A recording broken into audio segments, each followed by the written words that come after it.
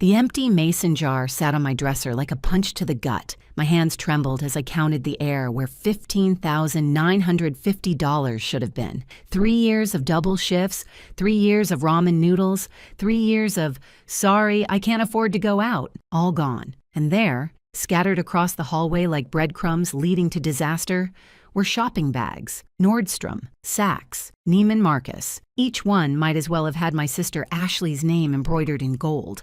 I'm Jamie Carey, and I'm 29 years old. If you'd told me a year ago I'd be living back in my childhood bedroom, starting over after my divorce, saving every penny for my dream bakery, I would have laughed. But life has a way of humbling you. What I didn't expect was my 26-year-old sister to humble me even further by stealing my entire savings while I was working a 12-hour shift at the hospital. Before I continue, if you're enjoying this story, please hit that like button and let me know in the comments where you're watching from and what time it is there. Ashley walked through the front door just as Dad's car pulled into the driveway, 3 days early from his business trip. She was wearing what I can only describe as an outfit that cost more than most people's rent. The designer sunglasses alone probably cost $1,000. She saw me standing there, holding the empty jar, and her lips curved into this smug little smile. She was waiting for me to explode, waiting for me to scream, cry, have the meltdown she'd probably been anticipating since she took the money.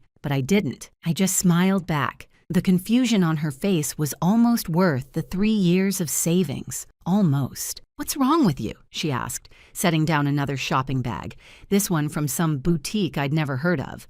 "Aren't you going to freak out?" "Why would I freak out?" I asked, my voice steady as a surgeon's hand. Dad's key turned in the lock. "You need to understand something about Ashley. After Mom died when I was 15 and she was 12, Dad couldn't bear to see her sad. One designer purse to dry her tears became 2, became a credit card with no limit, became a 26-year-old woman who'd never held a job for more than a week. Meanwhile, I became the responsible one, studying, working, the daughter who didn't need attention because she had her life together. For 3 years after my divorce from Brad, who, by the way, had just started texting me again last week, probably because his new girlfriend dumped him, I'd been rebuilding everything. Every dollar from my nursing job that didn't go to basic expenses went into that jar. I worked holidays, picked up shifts nobody wanted, even did home care on weekends. My coworker, Lisa, kept telling me I was crazy, that banks existed for a reason, but there was something about physically seeing the money grow that kept me motivated. The morning it disappeared, I should have known something was wrong. Ashley had been hovering around my room, asking about my schedule with an interest she'd never shown before. She'd even complimented my scrubs, which should have been red flag number 1. Ashley thought my job was gross and never missed a chance to mention it. "Oh, Jamie," she'd said at breakfast, spreading organic almond butter on artisan bread that Dad bought specially for her. "You work so hard.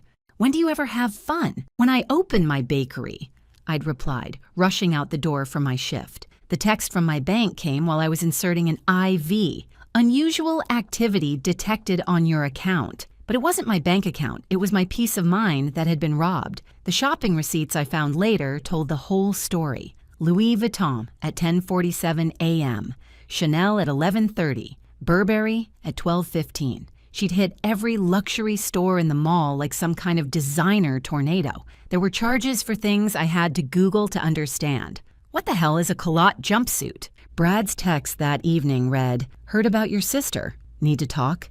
Even my ex knew about Ashley's shopping spree before I got home. Small-town gossip travels faster than Ashley's credit card swipes. Dad stood in the doorway, his face unreadable. His business trip to Seattle was supposed to last another 3 days, but here he was, looking between Ashley and me like he was solving a math equation. "Girls," he said slowly, setting down his briefcase. "We need to talk." Ashley immediately went into performance mode. "Daddy!" Jamie's being dramatic again. "You know how she gets about money. I borrowed a little bit for some essentials, and I'll pay her back when—" $15,950, I interrupted, my voice calm as a lake before a storm. "That's very specific amount, isn't it, Dad?" His eyebrows rose slightly. Ashley's confidence flickered like a candle in wind. You see, what Ashley didn't know, what she never bothered to find out in her rush to grab and spend, was that this wasn't just my savings. 2 months ago, Dad had come to me with an unusual request. He'd handed me exactly $15,950 in cash with specific instructions. Hold on to it, don't tell Ashley, and wait for his signal. He said it was for her nursing school tuition, but he wanted to teach her about responsibility first. The money was supposed to be revealed at a family dinner next week, presented as her chance to finally make something of herself. If you're enjoying this wild family drama, please take a quick second to subscribe and hit that notification bell. Your support means the world to me and helps me share these incredible stories. Ashley, Dad said, his voice dropping to that tone that used to mean we were in serious trouble as kids. Where's the money Jamie was holding? It was just sitting there. Ashley sputtered, her designer sunglasses sliding down her nose. She leaves money lying around and expects, "Where is the nursing school tuition?" Dad's voice boomed through the house like thunder. The color drained from Ashley's face faster than the money had drained from that jar. Her shopping bags suddenly seemed to weigh 1,000 pounds each. What? Ashley's voice came out as a squeak. She looked at me, then at Dad, then at the shopping bags surrounding her like evidence at a crime scene. "The $15,950, Dad said, pulling out his phone, "that I transferred to Jamie 2 months ago. The money that was going to pay for your nursing program at Riverside Community College. The program that starts next month. The one you begged me to support you through." I pulled out the folder I'd been keeping in my dresser, right next to where the money had been. Inside were bank statements, the transfer receipt from Dad, even a signed agreement about the money's purpose. I documented everything, partly because I'm a nurse and documentation is second nature, but mostly because I knew my sister. But she never told me, Ashley cried, tears starting to run down her cheeks, probably ruining the $100 makeup application she'd gotten at the mall. "That was the point," Dad said quietly. "I wanted to see if you could resist temptation if you didn't know money was specifically yours. Jamie saved her own money for 3 years without touching it. You couldn't last 3 hours. My friend Lisa chose that moment to walk in. We'd had plans to review bakery suppliers that evening. She took one look at the scene and pulled out her phone. Is this happening? Is this actually happening?" "Lisa, not now," I said, but she was already texting our friend group. Ashley tried everything. First came the tears, big dramatic sobs that had worked since she was 12. Then the anger. "You set me up. This is entrapment." Then bargaining. "I can return everything. Stores have return policies with tags attached," Lisa chimed in, pointing at Ashley's outfit, "which you're currently wearing." The neighbor, Mrs. Patterson, knocked on the door. "Is everything all right?" My security camera caught someone loading shopping bags earlier, and I wanted to make sure there wasn't a theft. The irony was so thick, you could cut it with a knife. Ashley's attempt to return the items became the most pathetic parade I'd ever witnessed. She started with the Louis Vuitton store, marching in with the confidence of someone who hadn't worn the purse for 3 straight days. The sales associate, the same one who'd commissioned nearly $2,000 from her that morning, took one look at the worn handles and coffee stain on the bottom and called the manager. "Ma'am, this item has clearly been used," the manager said, in that tone reserved for people trying to pull fast ones. "We can't accept returns on damaged goods." "Damaged? It's barely been out of the store," Ashley protested, conveniently forgetting she'd posted 17 Instagram photos with it, including one at a wine bar where she'd spilled her Merlot. The Chanel boots, worn to a party that same night, complete with scuff marks from her dancing to prove she was living her best life. The Burberry coat had makeup stains on the collar. The culotte jumpsuit, which turned out to be a $3,000 designer onesie for adults, had been altered to fit her height. Dad laid out the new rules like a judge delivering a sentence. "You have 2 options, Ashley. 1. Get a job, any job, and pay back every penny to Jamie within 2 years while living here under strict rules. 2. Move out immediately and figure it out yourself." "But Daddy, there is no but Daddy anymore," he said, and I saw something in his eyes I'd never seen before. Complete disappointment. Your mother would be ashamed. That hit harder than any punishment could have. Ashley actually staggered backward. The job hunt was even more entertaining than the returns. Ashley applied to all the cushy positions first. Marketing assistant at a boutique firm, social media manager for a fashion brand, personal shopping consultant. Every single one took one look at her empty resume and said no. She couldn't even get an interview at the places where she'd just spent my money. Finally, humiliated and desperate, she walked into Burger Barn, the same fast food place where she used to make fun of the workers, saying things like, "That's why you need college, so you don't end up flipping burgers." The manager, Tony, was a guy from our high school. Ashley had once publicly rejected him at prom, saying she didn't date future fry cooks. The karma was so perfect, I couldn't have scripted it better. "So, Ashley," Tony said, barely hiding his grin, "says here you have no work experience. Can you handle being on your feet for 8 hours?" Yes, she whispered. "Great.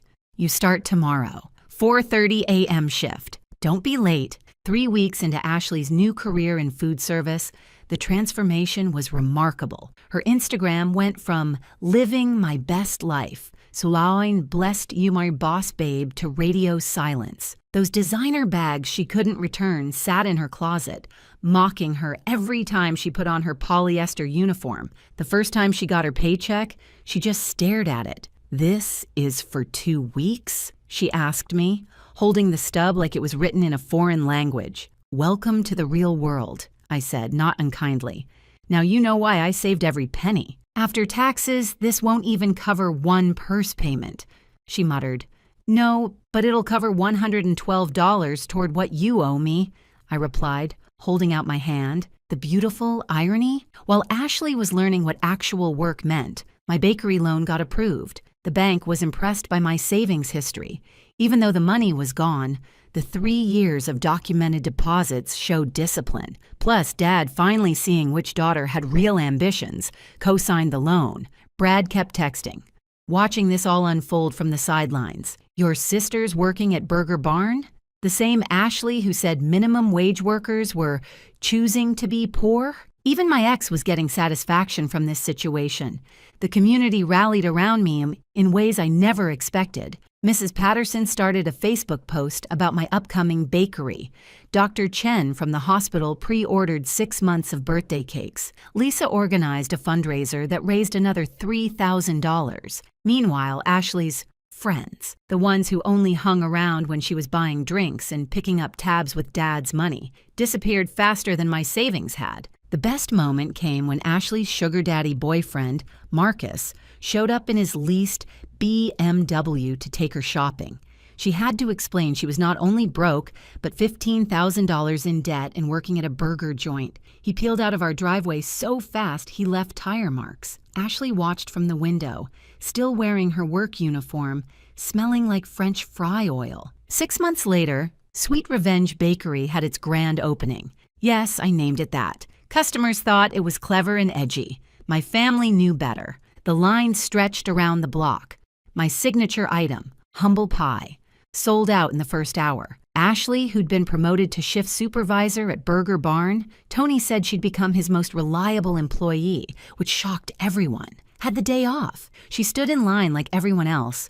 No special treatment. When she reached the counter, she placed exact change down. "1 chocolate croissant, please. That'll be $3.50, I said. She counted out the exact amount in quarters and dimes, tip money from the burger joint. "I know it's not much toward what I owe, but I wanted to buy something from your store." With money I actually earned. It was the first time in 6 months I'd seen her genuinely smile. Dad came by during the lunch rush, and I've never seen him look prouder. "Your mother would have loved this," he said, and we both knew he wasn't just talking about the bakery. The twist nobody saw coming? Ashley was actually good at food service. Once she got over the humiliation, she discovered she had a talent for efficiency and customer service. Tony offered her assistant manager, but she turned it down. "Why?" I asked, genuinely surprised. "Because I finally got accepted to community college," she said, pulling out an acceptance letter. "I'm starting with just 2 classes because that's all I can afford while working. It'll take me 6 years to get my degree at this rate, but I'm going to earn it myself." Brad showed up that afternoon, flowers in hand, designer suit sharp as ever. "Jamie, Seeing you succeed like this, I realize what I lost. Brad, I interrupted. I have customers to serve. But Ashley's on break at Burger Barn if you want to catch up with someone. The look on his face was priceless. My regular customers applauded. 1 year later, Ashley had paid back $7,000. Every payment came with a little note. Earned the hard way or overtime hours or my favorite, skip designer coffee for a month. She was halfway through her first year of community college, majoring in business management. Her essay on how I learned the value of money the hard way won a small scholarship. She asked me to proofread it, and I'm not ashamed to say I cried. She wrote about watching me save for years, how she thought I was wasting my youth, only to realize I was building my future. The bakery had expanded to include catering, and I needed help with the books. Guess who turned out to have a real talent for accounting? Ashley, who'd learned to track every penny after living on minimum wage, became my part-time bookkeeper. I paid her fairly. No family discount, no special treatment. She wouldn't have wanted it any other way. Remember when you stole my money? I asked one evening as we closed up shop together. Best mistake I ever made, she said, which surprised me. If I hadn't hit rock bottom, I'd still be a spoiled brat waiting for handouts. Now I'm someone who earns things. Do you know how good that feels? I did. I really did. Dad had started a new tradition. Family dinners where Ashley and I split the cost. He'd sit back and watch us argue over the tip calculation, both of us determined to pay our exact share, and smile like he'd won the lottery. The designer bags and clothes Ashley couldn't return. She sold them online at a massive loss, using the money to pay for textbooks. The Louis Vuitton bag that started it all went for a quarter of what she paid. The buyer was Mrs. Patterson's daughter, who'd always admired it. Ashley hand-delivered it with a note, "May it bring you better karma than it brought me." Marcus, the ex-boyfriend, tried sliding back into her DMs when he saw her glow-up posts about college and work. She screenshotted his messages and posted them with the caption, "Reminder that someone who only wants you at your peak doesn't deserve you at all. Also, I'm too busy for boys who lease their personalities along with their cars." It went viral. Burger Barn actually gave her a bonus for the positive publicity. My bakery now employs 12 people. Ashley's repayment schedule is perfectly on track. She'll make the final payment next year, the same day she's projected to graduate with her associate's degree. Last week, she asked if she could buy into the bakery as a partner once her debt was paid. "With what money?" I asked. "The money I'll save over the next 2 years, she said, showing me a detailed financial plan. "I've run the numbers. If I keep living at home, maintain my current expenses, and take extra shifts during holidays, I can save $20,000 by graduation. You know that means more ramen noodles and no shopping sprees, right?" "Jamie," she said, dead serious, "I haven't shopping for fun in a year. You know what I bought myself for my birthday? A calculator for my accounting class, and I was excited about it." We both laughed until we cried. The morale of this story? Sometimes the best revenge isn't revenge at all. It's letting people face the consequences of their actions and watching them grow from it. Ashley stole $15,950 from me, but she gave me something worth more. A sister I can actually respect. And the sweetest part? Every dollar she pays back goes directly into a fund for her future wedding. She doesn't know it yet, but when she finally finds someone who loves her for her work ethic and not her designer bags, she's going to have the wedding of her dreams, paid for with money she earned, from the sister she learned to respect. Dad says Mom would be proud of both of us now. I think he's right. Although Mom probably would have hidden the money better in the first place. She knew Ashley way before any of us did. Oh, and Brad? He's still texting. But now I forward them to Ashley, who responds with pictures of her in her Burger Barn uniform saying, "New phone. Who decide?" Some revenges are sweet, but watching your spoiled sister become someone you're proud to call family, that's the sweetest revenge of all.